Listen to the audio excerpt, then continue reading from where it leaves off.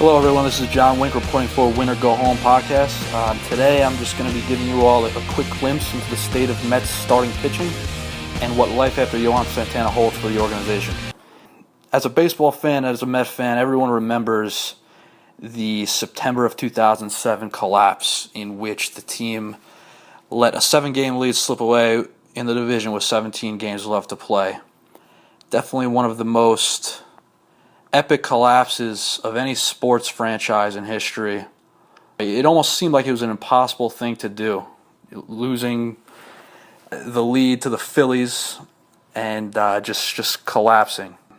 It was an embarrassing fall from grace that left the 2006 NL East champs just pretty much looking for answers and solutions going forward into 2008. They were expected to compete for a title in 2007, but they had aging guys like Tom Glavine, El Duque that just could not hold the workload pitching-wise, and they were really just looking for, the main guy to bring into New York and bring a World Series to Queens. They definitely got that when they sent prospects Phil Humber and Carlos Gomez to Minnesota in return for who was looked at as the premier pitcher in all of baseball, Johan Santana. He was, he's a two-time Cy Young Award winner, just a devastating pitcher. Not an overpowering guy, of course, but that changeup and his velocity was better back then, and he was just, there was no one better than Johan. No one you were more confident about running out to the mound on every fifth day. And I'll always remember that winter when we brought him to Queens, and it was just huge. I thought this was a can't miss guy. We're going back to where we were last year, and we're taking it all. But things are, as everyone knows in sports, things get complicated. Things don't always work out as planned. But that 2008 season, he made a stellar first impression with Met fans in his first season in Queens. He set Met records in strikeouts for a season with 206. He posted his career best and a major league best 2.53 ERA. It was just a tremendous campaign in 2008. But the Mets, being the snake-bitten organization they are and were, they didn't have it all together, mainly in the bullpen. Johan couldn't do it all by himself, and they suffered a similar fate in 2008 that they did in 2007, stumbling down the stretch. And this time around, it was mainly due to the bullpen, blowing saves left and right, really having no one to turn to. So it was another disappointing year. From 2008 on to 2009 and 10, the Mets put out abysmal campaigns where, once again, they were snake-bitten. They fell victim to a combination of different things: injuries to key players, underachievers like Oliver Perez, and just poor management organizationally from the top down. Santana, he continued to pitch strong, but the pieces around him just didn't perform, and he didn't have as great an output as he did in 2008. Unfortunately, Santana missed the entire 2011 season due to a tear in his left shoulder. So Santana was nowhere to be found in 2011, and it was just another bad year for the Mets. Now in 2012, he was back on the mound as the Mets ace. And as we all remember, on June 2nd against the Cardinals at Citi Field, Santana delivered perhaps his most memorable performance in blue and orange as he threw the franchise's first no-hitter. As celebrated as a feat as it was, it has many fans currently questioning whether or not the 134 pitchers he threw that night in that game was really worth it, was worth the feat of throwing the franchise's first no-hitter. Some would say that the extended pitch count, or lack thereof, had a residual effect on the ace's arm after it was learned recently that he has retorn a shoulder capsule and will miss the entire 2013 season.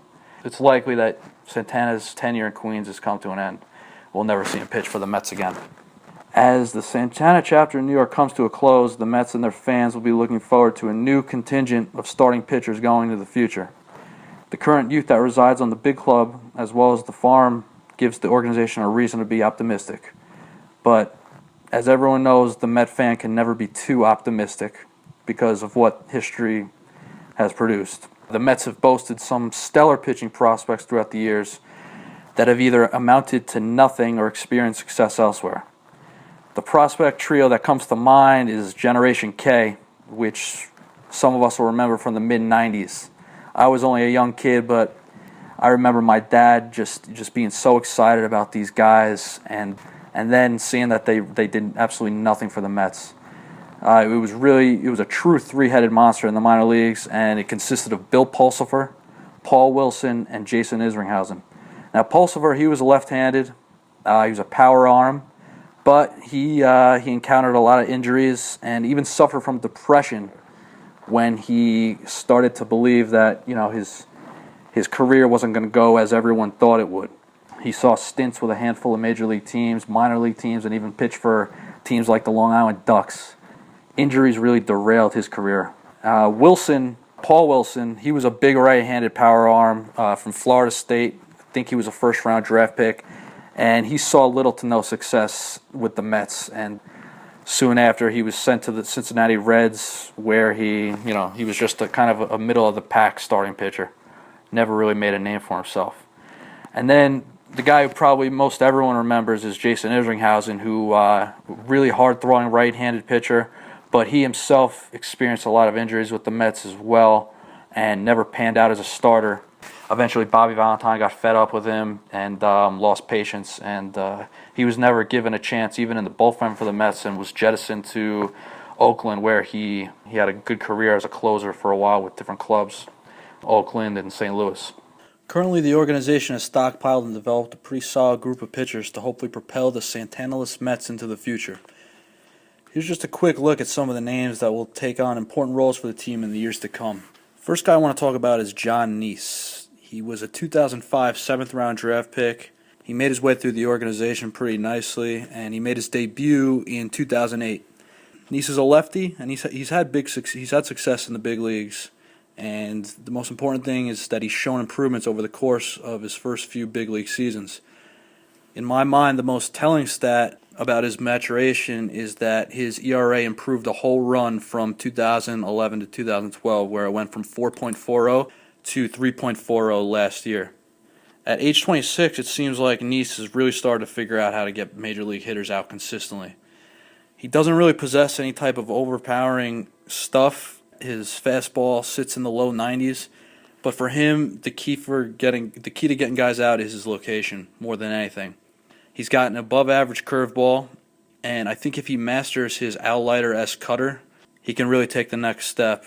I really can't help but be very excited for Neese going forward and to see him grow even more this season, because he's going to be counted on to anchor the pitching staff this year. The next guy I want to talk about is Dylan Gee. After watching Gee's debut in 2010 against the Nationals, it was hard to believe that this guy was actually considering giving up baseball after college. From what I heard, he was ready to trade in his mitt for a tool belt and go into the family plumbing business. Gee was never really a big-time prospect, but he's proven that he can be a very serviceable back-of-the-rotation starter. Last season, the year started out very promising for the 26-year-old, but it was cut short in July after a blood clot was discovered in his throwing arm, forcing him to miss the rest of the 2012 season. He was operated on, and since then he's responded well to his surgery, and he's made a comeback this past spring training, and his treatments all went well, because a lot of guys from that type of injury, it can be career-threatening. What I've really liked about Gee over the course of his short career is his aggression on the mound. He doesn't, like Neese, he doesn't have the overpowering stuff, but he goes after guys. He's not afraid to dial it up and go after hitters. My main concern for him is when he's working up in the zone consistently, because he's been known to hang his breaking pitches from time to time. When he's at his most effective, he's really attacking the corners and working both sides of the plate to get guys out. If he can just keep the ball down consistently and not work up in the zone and keep attacking corners like he is capable of, there's no reason he can't be effective in the back end of a rotation. And he's definitely a guy a lot of teams would like to have in their fifth spot in the rotation. The next guy has definitely been at the forefront of the Mets prospect radar for the past few seasons. He was the Mets' first-round pick in the 2010 amateur draft. It's Matt Harvey. Last year he was called up in late July, made a bunch of starts, and he really impressed. He lived up to the billing in his abbreviated rookie campaign. He struck out 70 batters in 59 and a third innings while pitching to a 2.73 ERA. He was very impressive. He had great stuff, and he looked, like he can be the real deal. More so than his actual stats, I think Harvey's best qualities are shown through his demeanor on the mound, the type of mentality he carries with him on the mound. He's definitely got that bulldog mentality. He's fearless. He throws hard. He comes at you with gas and a hard slider. It's really nothing fancy. It's just power. He's got a stocky frame, and he goes right after you. He really doesn't have any secrets, and he's definitely a guy that Mets brass is hoping and expecting can be at the front of the rotation for years to come. They didn't draft him 7th overall in 2010 for nothing.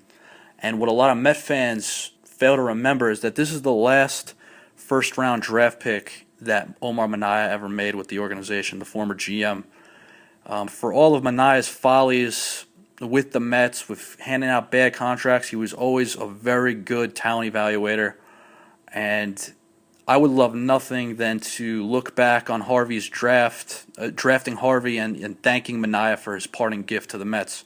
And that parting gift would be Matt Harvey and leading the Mets to some championships in the future.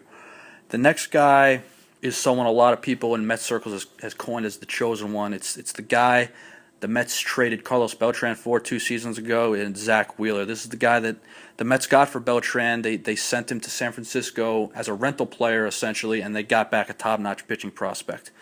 Coming into 2013, Wheeler is the 4th-rated right-handed pitching prospect, and he'll start the season in AAA Las Vegas, but there's little doubt in anyone's mind that he's going to be up before long with the big club.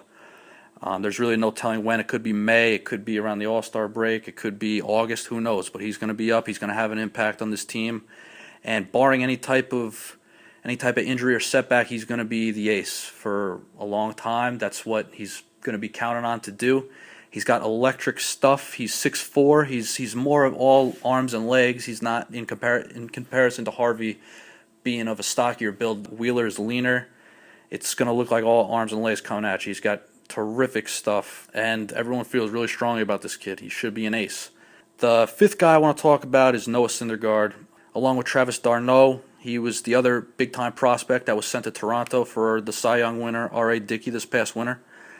He's a little younger. He's 20. He's a couple steps behind Harvey and Wheeler, but the kid's got a lot of talent and a lot of gifts. I haven't watched much of him, but from what I've seen, watching his bullpen sessions, he's got a real effortless delivery. The ball comes out of his hand really smoothly, and his fastball sits at around between 92 and 98 miles an hour, and it's said to have sink on it. His first couple of years in the minors, he's been a ground-out machine, but he also generates a lot of strikeouts. His mechanics should bode well for his health. I've mentioned already that it's very effortless. There's not too much strain there.